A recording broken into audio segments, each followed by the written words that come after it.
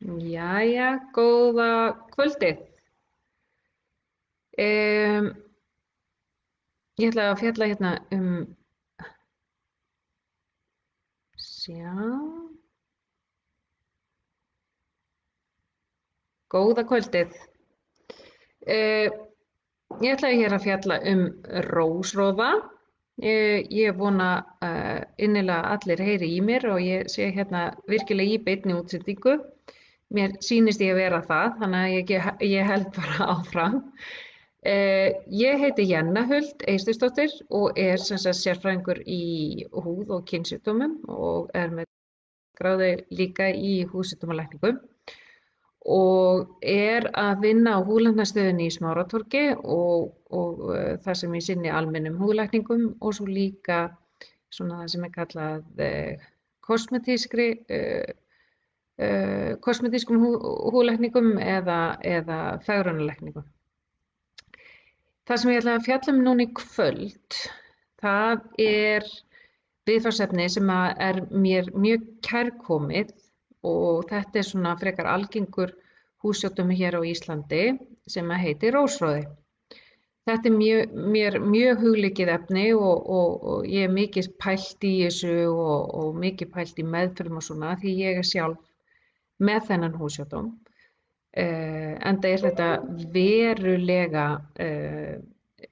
hvað maður að segja, algengur húðsjúkdómur hér á Íslandi. Hvað er rósróði? Rósróði er krónískur bólgusjúkdómur í húð. Krónískur þá meina maður langvinnur. Þannig að kemur og fer og gengur svona í bylgjum. Maður getur fengið versnanir og svo getur maður batnað inn á milli og svo framvegis. Hann kemur yfirleitt alltaf í andlit en getur komið einungis í augu og svo getur komið líka þess á háls og niður á bringu en verulega sjaldgæft að hann komi á einhverja aðra staði á líkamanum. Klassískt að hann komi svona upp úr 30, mun algengara hjá konum, vitum í rauninni ekkert af hverju en kannski er þetta svona hormónabreytingar þar sem að það er frekar algengt að versna á meðgöngu og jafnvel svona í tengslum við brjóstakjöf og svo framvegis. Þrátt að hann sé algengari hjá konum, þá er yfirleitt þessi erfiðari tilfelli hjá körlum því að það getur komið svona stækkun á nefið, sem stækkun á fitukirtlum á nefið og kalla það sem heitir rínofíma. Og það er oftast hjá körlum, mjög sjaldan að það sé hjá konum. Kannski er sjúkdómurinn oft verri hjá körlum þeir hafa svo miklu hærri þröskuld en konur að leita sér hjálpar. Konur koma til að snemma þegar einkennin eru væg og því fyrr sem að byrjar að meðhöndla sjúkdóminn og meðhöndla einkennin, því betri horfur er á sjúkdómnum því að hann getur valdið varanlegum skemmdum í húðinni ef að maður sinnir þess ekki og meðhöndlar nógu snemma. Það sé að bólgurnar geta valdið varanlegum skemmdum sem er aðalega þá í formi æðaslits en líka einmitt þessi stækkun á fitukirtlum sem geta valdið stækkun á nefinu og svo framvegis. Þessi sjúkdómur eru algengari hjá þeim sem eru með ljósari húð, það sem við kallum húðtypu 1 eða húðtypu 2. Ég til dæmis húðtypa 2.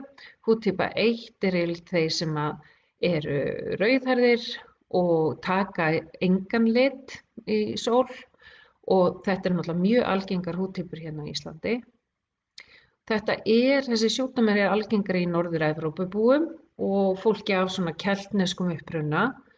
Heimsmethafarnir eru nú Írar og við erum nú mikið komið þaðan hér á Íslandi og hérna svona argengur sjúkdómur þannig að við höfum erft þetta frá Írunum.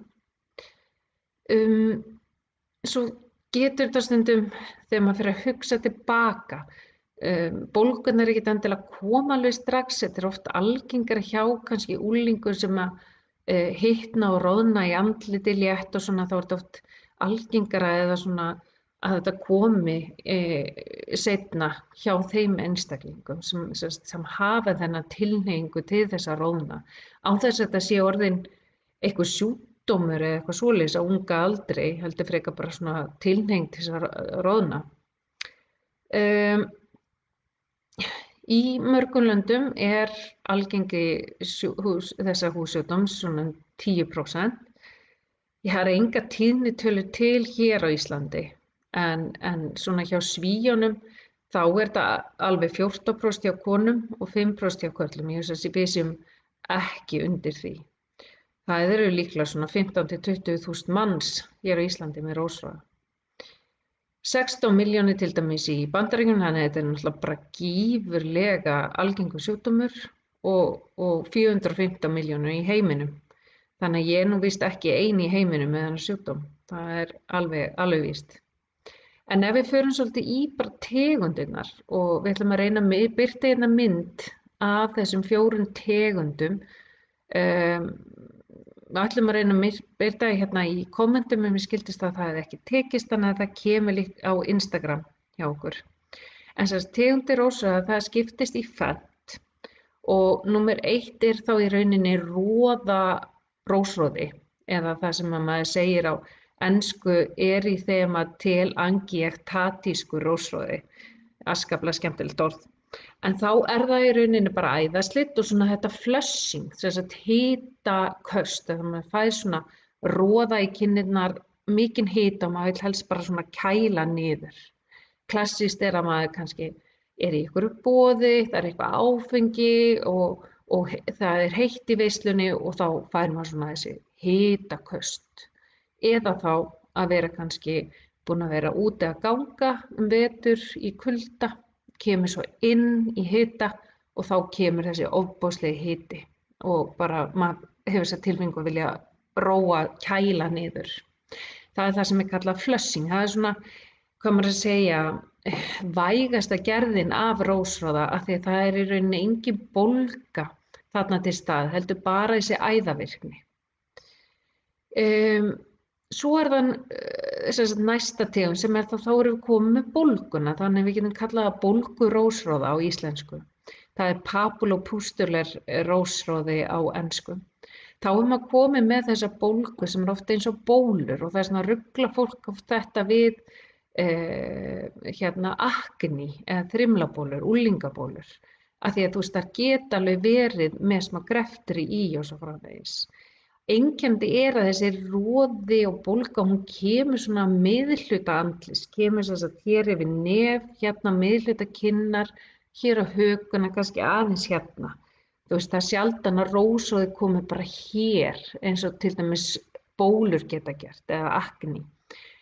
Það sem skilur líka þarna á milli er að það er engir fílapenslar í rósráða, heldur bara þessar bólgur. Þetta getur líka verið, þú veist, eins og litla bólur eða bara einfallega svona roðahellur eins og bara bólga í húðinni, líka eins og eksem. Getur oft verið erfitt að greina þarna á milli.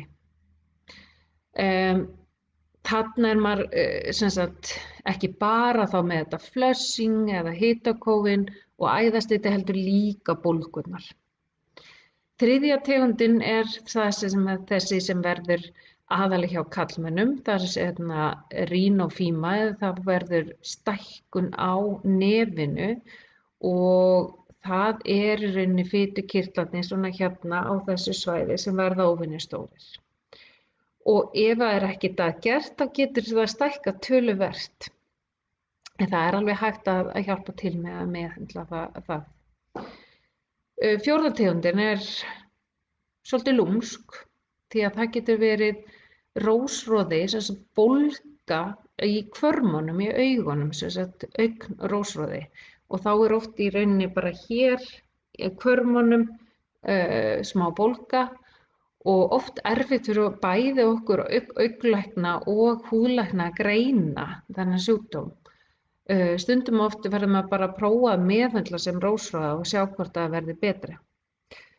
Þannig að það getur verið mjög lúmskt ef að þeir bara einkenni í augunum, ekki neitt í húðinni, í andlitinu. Þess er náttúrulega skarast, þú getur verið með þetta allt saman, getur verið með eitt og svo framvegis. Í rauninni helstu einkennin, það er þessi roði eða flushing eins og ég var að lýsa hérna svona í miðhluta andlitsins og þetta getur líkst sólbruna þetta stafar náttúrulega út af auknu blóðflæði. Það meira af háræðum sem sagt í húðinni, þannig að andlitsvöðvarnir þær alveg að víkka út. Þetta getur verið tímabundið í fyrsta stað, bara svona komið af og til, en svo getur það verið svolítið viðvarandi ef það verður mikil æðateikn í húðinni. Og sem sagt, það er þessar bólur og graftabólur eins og ég var að tala um og æðaslitin. Hvað veldur rósróða? Það í rauninni þrátt fyrir að þessi sjúkdómur sé svona ótrúlega algengur og eins og ég segi 415 milljónir í heiminum með þennan sjúkdóm, þá meinmyndin ekki alveg á hreinu. Það í rauninni orsökin óþekkt. Við vitum samt heilmikið en það mjög flókið samspil margra þátta þarna og það ekki bara svona eitthvað eitt sem kemur þessu ferli af stað. Þess vegna getur meðferðin einmitt verið svolítið flókin af því að það getur verið mismunandi þættir sem ríkjandi hjá hverjum einum. Mismunandi einkenni sem þú veist kannski eftir með meiri bólgur eða meiri æðaslit, þú veist þetta svo ofboðslega einstaklingsbundið hvernig maður þarf að haga meðferð. Það ekkert svona eitt gengur fyrir alla. Þarna erum við með sem sagt ónæmiskerfið og við erum með svona þetta ófrumubundna, það kallað toll-like receptors sem mjög svona primitíft ónæmisvar og það sem sagt kemur að staða bólguviðbragði í húðinni. Við erum þarna líka með skemmdir vegna útfjólublára geislunar, sólin getur gert þennan sjúkdóm verri og svo æðaskemmdirnar og í rauninni svolítið ofvirkni í æðum. Allmargar rannsóknir hafa svo sýnt að við erum með svona húðmítil sem heitir Demodex folliculorum og hann lifandi á húðinni hjá okkur öllum, sem sérstaklega í andliti. Við vitum bara yfirleitt ekkert á honum, hann ekkert að valda neinum usla nema hjá rósráðasjúklingum. Því að hann getur einhvern veginn orðið of mikill vöxtur af honum og valdi þá bólgum í húðinni.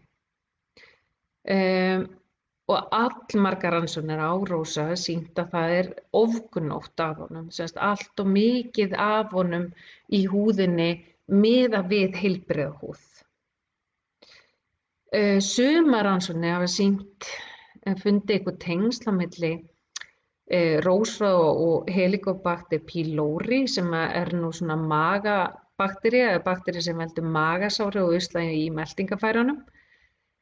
Mikið svo sem það svona síðsliðin ár mikið verið að tala meltingarfærin og svona þetta mikrobióm eða örverurnar sem að lifa í þörmunum á okkur og það ekkert bara í sambandi við rósráða, í sambandi við alla mögulega sjúkdóma og margir sem með það kenningar að flest allt sem að hjá okkur getur verið tengt meltingaflórunni. Við getum alveg sagt að þannig að allavega staðan í dag þannig að það vantar fleiri rannsóknir. Þú veist, það einhverjar vísbendingar í sumum rannsóknum sem sagt þetta allt svona á en þá getum við ekki túlkað þetta þannig að það séu eitthvað tengsl þarna á milli. Við vitum að útfjólublátt ljós eða þess að sólin bara á talsvert stóran þátt í rósráða, gerir rósráðann verri. Hún gerir það þannig með því hún myndar svona fría radikala eða sindurefni sem að brjóta niður mikilvæg þætti húðarinnar og stuðlar einnig að æðasliti og þá aukinni æðavirkni eins og í rósráða.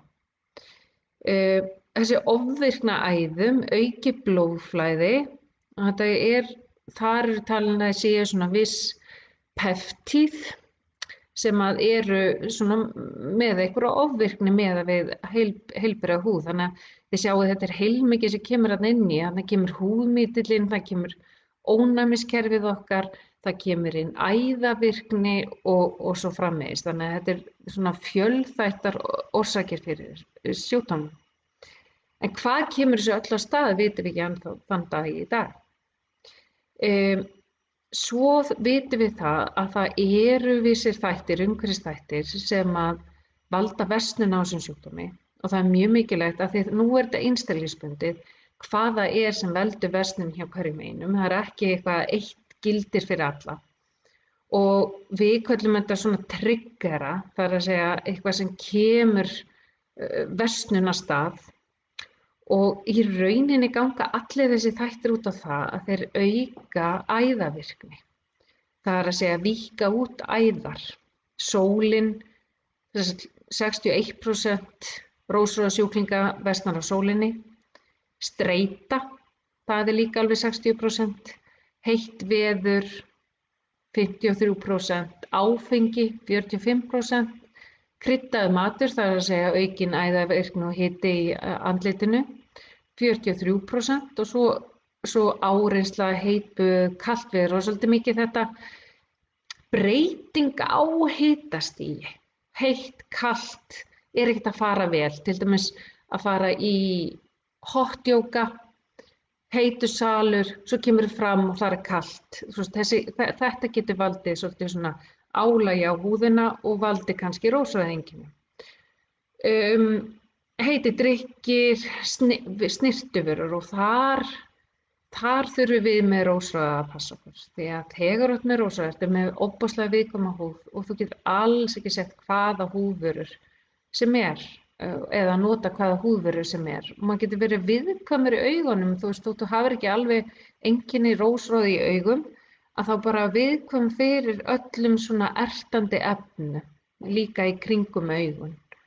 Og við förum í það svolítið svona sem sagt eftir, en svo er þessum lyf eins og stera sem geta gert rósrauðan verri og blóðþrýstislyfis eins og betablokkarar og svo framvegis. En eins og ég segi, þarna þarf maður svolítið að læra inn á sinn eigin húðsjúkdóm og finna út hvað það er sem er að valda mestri versnun. Því það er alls ekki það sama sem gildir fyrir alla. Ef við förum svolítið svona líka í bara fæðuna, það er líka mikil umræða. Getur fæða komið rósrauða? Ég held svo sem að það er ekkert sem bendir til þess að fæðan orsaki sjúkdóminn, en það er viss fæða sem að getur gert rósrauðan verri, sem við vitum að víkkar út æðarnar. Og það er svona kallað æðavirkar fæðutegundir, þær leysa út þá svona meiri histamín í líkamanum heldur en aðrar fæðutegundir og það geta verið svona ansjósur, makríll, bragðmikill ostur, salami, pepperoni, skinka og svo framvegis. Aðalega er þetta nú þetta áfengi af því það er mjög histamínlosandi, tómatar og einmitt þessi bragðmiklu ostar og svo framvegis. Ég held að við höfum birt á einmitt Instagraminu hjá okkur, munum kannski gera það aftur núna og svo þannig geti fylgt svona það út í þessa helstu triggerþætti af því að auðvitað muni ekkert muna allt sem ég er að telja upp hérna núna en hérna höfum sett upp svona töflu þannig að þið getið séð það. Og hvað er svo til ráða? Hvaða meðferðir eru í boði? Það er sem sagt ekki hægt að lækna rósrauða. Ég vildi óska þess að það væri hægt. Ég bara er stundum alveg komið hundleið á þessu að vera endalaust að fá okkur svona hitaköst og flushing og svona alveg sama hvað ég vinn vel með húðina. En það er sem sagt hægt að halda þessu niðri og maður þarf svolítið að svona klæðskera sníða hverja meðferð fyrir hvern og einn því það er alls ekki þannig að einmitt eitt hendur öllu. Þetta sem sagt kemur venjulega í köstum og það geta verið að þessar skemmdir, varanlegu skemmdir eins og æðisleiti versni eftir hvert einasta kast. Það er því mikilvægt að hefja meðferð snemma, bara því fyrr því betra. Og þau, sem sagt, svona almennar ráðleggingar, þú þarf kannski ekki að fara strax til húðlæknis nema þú sért mjög, sem sagt, hvað maður að segja, óákveðin eða svona óviss hvort að þetta sé rósráð eða ekki. Stundum getur bara verið nægilegt að bara spyrja svolítið í fjölskyldunni, þú veist, af því að þetta liggur oft svona bara í fjölskyldum, þetta er svona svolítið sterkur genaþáttur virðist vera. En ef að þig grunar rósráðann og þú heldur þetta geti verið hann, þá getur þú gert ýmislegt áður en þú leitar til læknis. Og það er í fyrsta lagi að fara yfir snyrtiförunar. Þar þarf maður að taka þá út, ef maður er í verslun, þá þarf maður að taka í rauninni út alla virkni. Þú veist, vera ekki með húðvörur sem eru með einhverju anti-aging virkni eða eitthvað svoleiðis.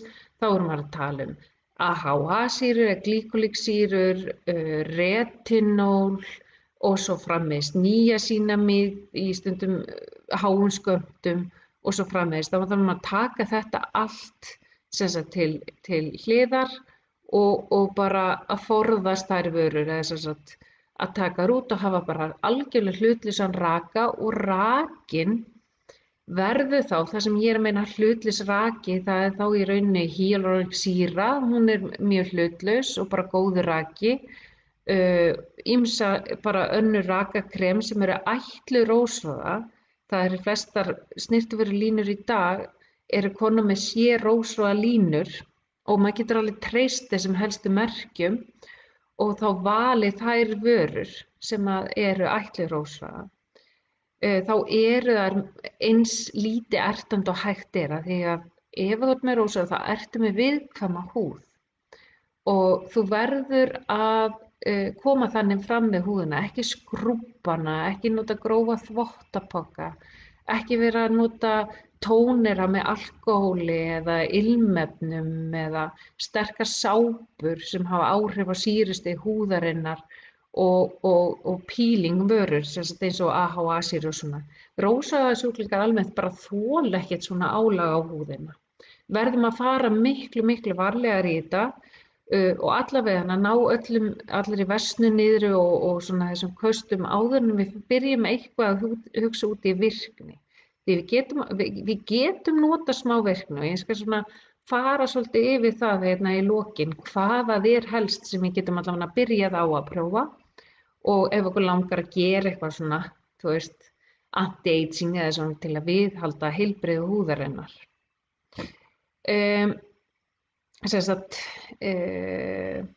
Rakinn verður að vera byggður á vatni, serum eða gel, eða þá krem sem er kallað non-comedogenic. Non-comedogenic þýðir að bara olíurnar í þá kreminu eru það léttar að það loka ekki húðinni. Við viljum gjarnan að því að húðin er stundum svo bólgin á kinnunum. Við erum oft með þessa feitu húð hérna á T-svæðinu og kannski þurrari hérna á kinnunum. Og þá viljum við tilhneigingu að því að manni líður illa í húðinni, maður er svona svíður og maður finnst að hún er hálfstrekt, hún er svo þurr og hún er svo bólgin og þá kannski freistast maður til að bara bera allt of feitt krem á og þá geta bólgunar, demodexin, húðmítillinn, þá getur hann bara blossað út og blossað upp og valdið bólgun. Þannig að maður verður að velja rétti raka. Ef þú ert með mjög svona þurr húð, þá myndi ég á kinnum og svona, og olíukennda hér, þá myndi ég mæla með að nota til dæmis fyrst serum á allt andlitið og svo setja krem aftur á kinnar eða það sem þú ert þurrari. Ef þetta T-svæðið með olíukennt, þá kannski þarf það ekki tvöfald að raka eins á kinnarnar. Reyna að hafa, ef það er versnun, að reyna að hafa rakan alveg hlutlausan. Og þvohúðina gera mjög bara með svona einhverju hreinsi sem hentar rósráða húð, sem er fyrir viðkvæma húð og þá bara náttúrulega hreinsa bæði kvölds og morgna. ekki vera einmitt of aggressífur eða aggressívan bara að skrúbba húðina eða neitt svoleiðis. Krúsjál atriði í rósra er að nota sólarvörn. Alltaf, alltaf. Og þá meina ég á veturna líka þegar það er engin sól. Ef þú ert í útivist, ef þú ætlar að vera úti á veturna, þá notar þú sólarvörn. Þá er best að sólarvörnin sé það sem við köllum steinnefna sólarvörn, það er að segja með annarkvort títaníumdíoxíð eða sinkoxíð í og sé fyrir rósrauða húð eða olíukennda húð, það er að segja loki ekki á mikið. Af hverju viljum við steinnefna í staðinn fyrir kemískar? Jú, það er út af því að títaníumdíoxíð og sinkoxíð þetta fer ekki inn í húðina, heldur verður svona eins og himna hérna utan á húðina okkar, myndar skjöld.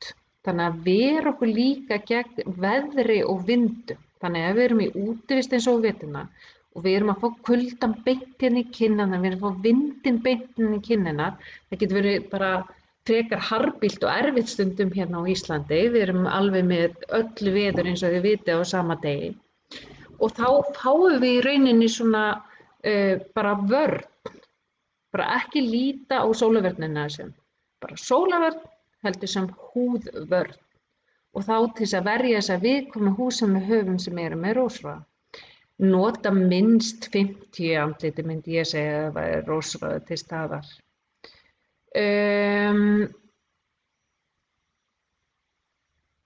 Gera sér einmitt grein fyrir hvaða þættir eru það sem gera minn rósrauða verri og reyna svona að forðast það. Þetta getið allt gert án þess að fara til læknis. Þetta getur maður byrjað að gera svona heima. Og ef það eru smábólgur, sem sagt, að þá er til lyf, krem, sem heitir Rósasól og fæst í öllum apótekum og það inniheldur efni sem er í rauninni sýklalyf sem heitir metronidazól sem er einmitt þekkt að bæla niður húðmýtilinn sem sagt demodexin. Þannig að ef bólga í húðinni þá er mjög líklega ofvöxtur á þessum húðmýtli og þess vegna verður maður að nota einhverja meðferð sem virkar á það, til dæmis eins og rósasóli. Og þá getið þið farið út í apótek, keypt ykkur rósasól, borið á hverju kvöldi og hugsaði mitt út í snyrtivörurnar og húfurnar sem þið eru að nota. Meik og svona má ekki vera svona loka of mikið, vera með of miklu olíu, verður að vera eitthvað sem er létt og það er nú til alveg í dag miklu betra úrval heldur en var hér áður af svona olíulausu meiki og svoleiðis og þannig að endilega nota það þá í staði. Annað er rósasól sem hægt er að nota í rósrauða eru vörur sem innihalda aselíksýru. Aselíksýra er til í tvenns konar styrkleika sem lyf sem hægt er þá að fá hjá heimilislækni eða húðlækni. Það er til í 15% styrkleika sem Finacea og svo er það til í 20% styrkleika sem Skinnura. Aselíksýran er svona bólgueyðandi, smá bakteríudrepandi og byggir svolítið upp húðina þannig að þetta er frábær meðferð eða krem að nota kvöldin ef það hentar þér og ef það hjálpar til við þínu tilfelli eða þínu rósrauða, þá getur þú bara nota þetta staðaldri. Það er að segja, þú getur bara haldið áfram að nota þetta sem viðhaldsmeðferð gegn rósrauðanum því að það er engin sýklalyf í þessu eða neitt svoleiðis þannig að þú getur bara haldið áfram að nota það. Það er líka orðið til í vægari skömmtum hjá ýmsum snyrtivöru eða húðvöru framleiðendum og til dæmis The Ordinary er með 10% aselíksýru og það er alveg hægt að byrja á því ef þið viljið, ef þið eru með vægan rósrauða, þá er þetta að byrja á svona vægari, þá þarf maður ekki að leita læknis eins og þá hægt að fara í step up ef ykkur langar að prófa eitthvað aðeins áhrifaríkara og sterkara. Núna erum við komin svolítið í meðferð þar sem að þú ert komin undir læknisendur og þá hvað maður að segja, yfirleitt ef það eru væg einkenni, það er að segja litla bólgur og svoleiðis, að þá yfirleitt byrjum við með staðbundna meðferð, sem sagt kremin, og þá er það þetta, Rósasol, Fínasea, Skinnaren, eða þá jafnvel Solantra. Solantra er svona nýjasta lyfið við þessu og það virkar að svipaðan hátt á Rósasol, en er aðeins áhrifaríkara. Það eru samt ekkert allar konur sem þola það, eða konur og menn sem þola það, en flesti þola það og þetta inniheldur ívermektín og ívermektín er svona lyf gegn örverum og þannig bæli niður þennan fræga Demodex eða húðmýtil og það er, hvað maður að segja, líka bólgueyðandi, hefur líka bólgueyðandi áhrif. Margir sem svara því mjög vel sem eru með slæmasjúkdóm. Ef það er slæm tilfelli, mikil bólga, mikil óþægindi, þá er maður komin í samsetta meðferð, þar sem maður notar þá Rósasol og Solantra eða aselixsýruna ásamt bólgueyðandi sýklalyfjum í svona 2 til 3 mánuði. Bólgueyðandi sýklalyfin eða töflumeðferð þá, þau eru alltaf tímabundin. Þá er þetta en samt alltaf í svona 2 til 3 mánuði. Af hverju svona lengi? Af því að þetta er ekki sýking.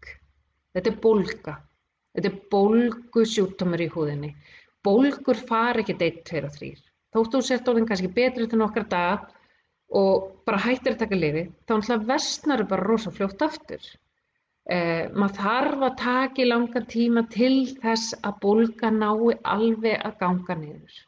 Þess vegna er þetta yfirleitt alltaf í svona, ég myndi segja 6 til 12 vikur, fyrir eftir hver slæmi maður er. Margir þurfa kannski svona meðferð einu svona ári og það er allt í lagi ef þetta er bara svona af og til. En ef maður fann að lendi því að þurfa bara endalaust að taka þessi lyf, það er að segja maður er varla hættur og versnar aftur, kremin á ekki að halda þessu niðri.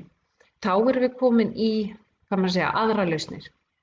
Og þá er það aðalega leyserinn, æðaleysir, ef það er mikið af háræðasliti eða mikið af æðasliti í andlitinu, þá getur leyserinn hjálpað heilmikið, bara heilmikið. En það fer náttúrulega, hvað maður segja, það fer eftir hve mikið æðasliti er hvað þú þarft margar meðferðir. Ég veit ekki alveg ég held að flestir hafi svolítið ofurtrú á leyserum. Held að leysir sé svona töfratæki og maður getur bara mætt í 1 skipti og labba út og bara alveg húðin allt önnur. Það er það bara alls ekki. Þetta er alls ekki nein töframeðferð. Og þetta er í rauninni orka, þetta er ljós, þetta er orka, hiti sem við beinum með mjög nákvæmum hætti akkurat í æðarna sem við viljum loka. Þeir sækja uppi þennan blóðrauða í háræðanum, sem sagt leysarnir sem við erum að nota í þessum sjúkdómi, og skemma. Þannig að það tekur svona 1 til 2 vikur fyrir þessar æðar að lokast og að hverfa. Á þeim tíma er mjög mikilvægt að maður passi að fara ekki of mikið í sól eða fara í hot yoga eða heitböð, heitapotta, eitthvað sem veldur æðavirkni af því við viljum ná öllum þessum árangri úr hverri meðferð. Eftir 3 til 4 vikur þá kemur maður aftur í aðra meðferð og maður þarf svolítið að finna í fyrsta skiptinu hvar liggja mörkin hjá viðkomandi einstakling með skammtinn, hve mikla orku get ég sett í þessa húð án þess að valda skaða, án þess að brenna viðkomandi. Þannig að maður þarf alltaf að fara svona steppa, þannig að þetta er alltaf minnst 3 skipti. Í rauninni er ekki hægt að komast upp með minna en 3 skipti. Þannig að 3 til 5 skipti er mjög algengt.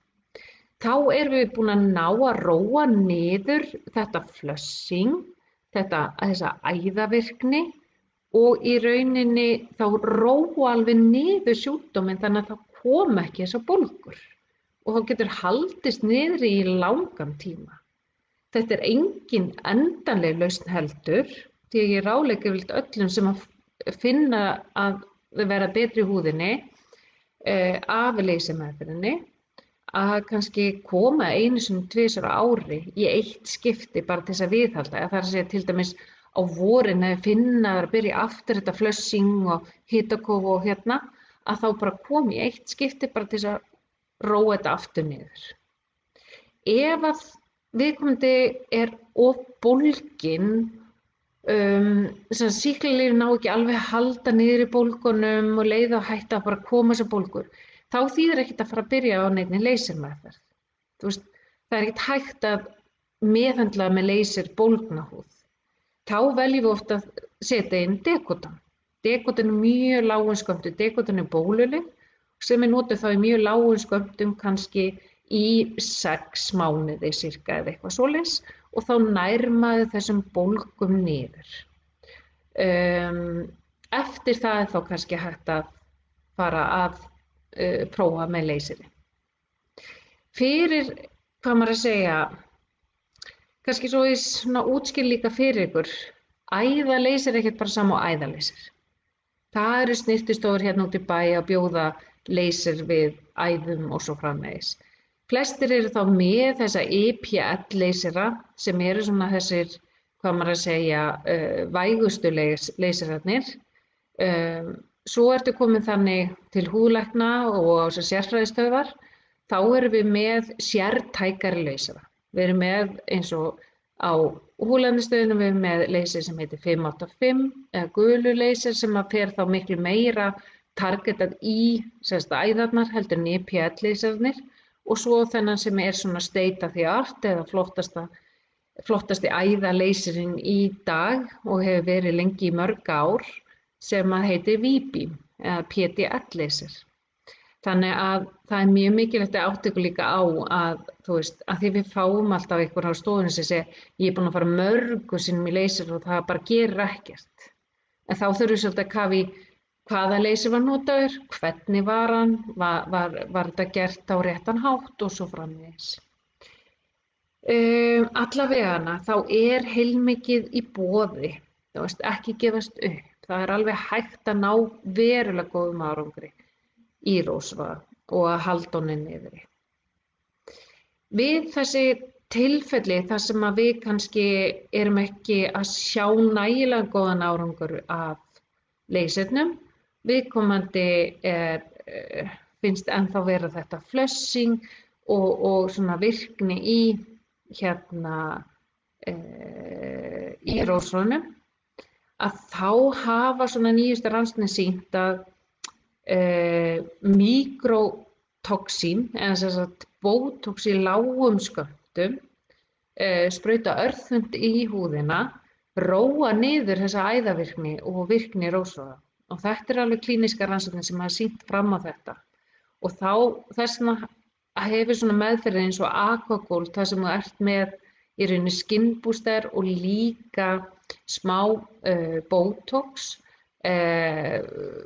Það hefur svona hentað rósráðkonum, líka minnka svitaholu sem er stundum opnar hérna á þessu svæði í rósráðhúð, opnar kannski þetta líka bara roðin sem gera þær ennþá meira ýktari en allavega þá kemur svona sléttari áferð og svoleiðis af Aquagoldinu.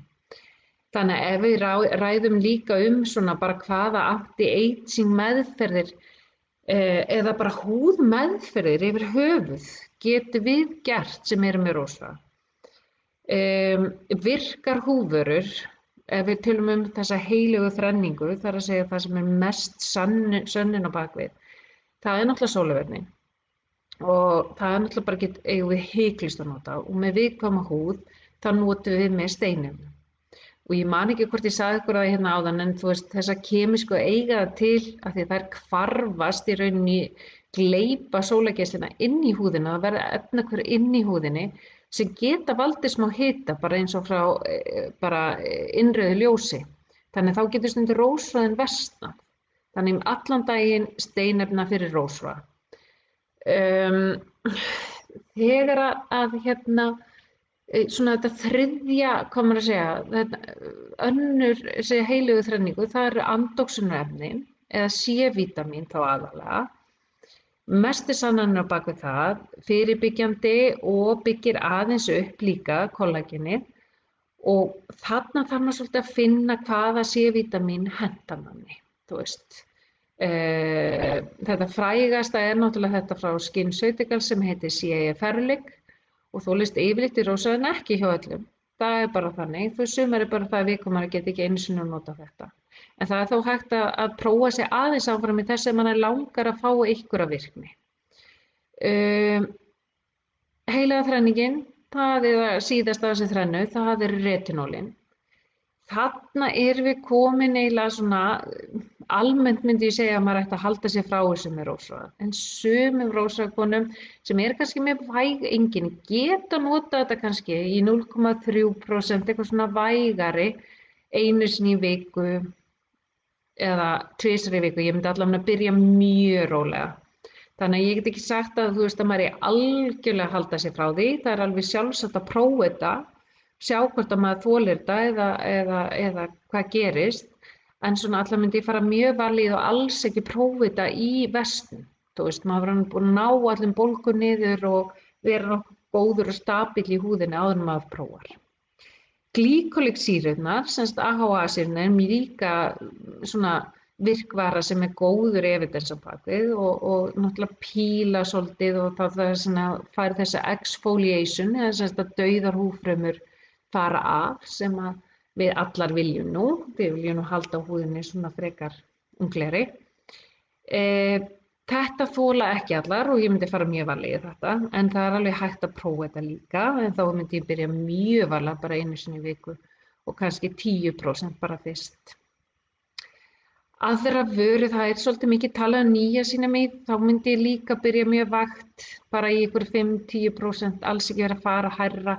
Í rauninni eru þessar rannsóknir sem hafa verið gerðar á níasínamíð á virkni þeirra, þar eru gerðar á 5-10%, það er engar rannsóknir sem eru að sýna að 20% er að hafa betri virkni en 5-10%, þannig ég myndi bara byrja í frekar lágu styrkleika þar.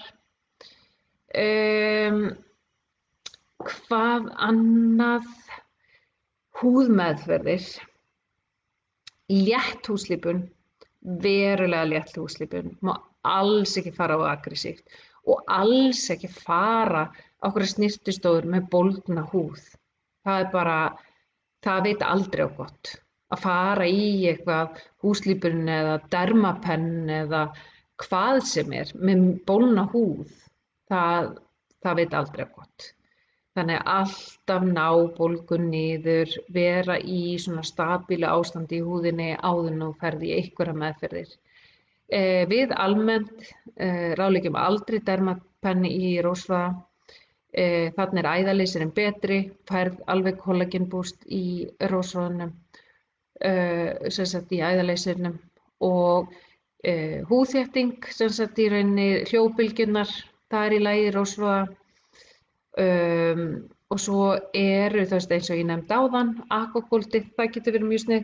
Nú kemur alveg bara kvöldsólin hérna beint á mig, ég er alveg bara að blindast hérna, en þetta er nú hérna yndislegt hérna í Íslandi, klukkan er að vera 10 og það er bara ennþá sól og bjart úti.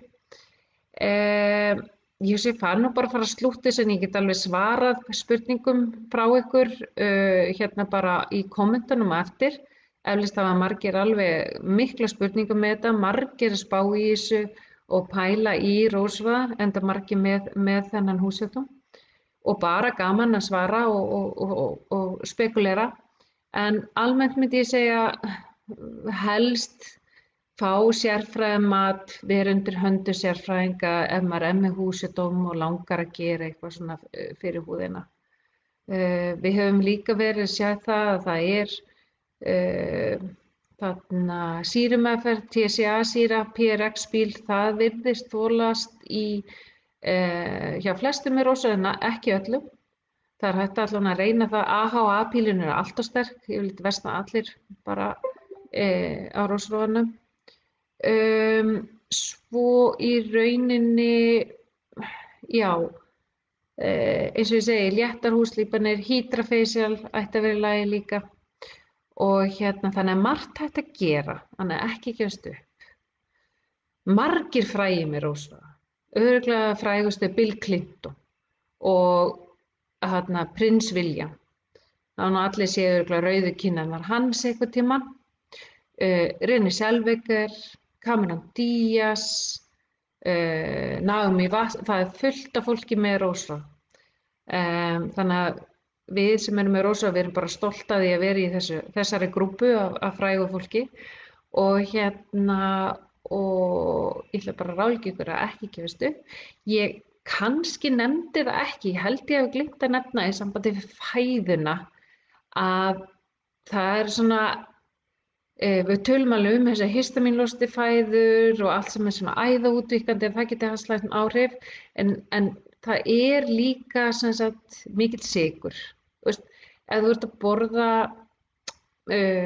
sætindi, sukka, þú veist, dettur í það helgi að fá þig mikið nammi og kók og snakk og allt þetta, þá getur maður versnað og það er náttúrulega það er alveg þessi sykurstuðull ef hann er hár að þá getur hann valdið auknum bólgun og það er bæði þá versnun eins og bólusjúkdómi, auki fitumyndun í andliti og rósröðanum. Þannig að borða almennt hollt fæði, reyna að draga úr streitunni, streitan hefur heilmikil áhrif, sólavörnin og vera bara góður við húðina sína. Nota bara eitthvað virkilega góðan og djúsi raka og ekki vera að skrúbba eða neitt svona húðina, heldur bara að þvo hana mjög varlega og klappa henni svolítið.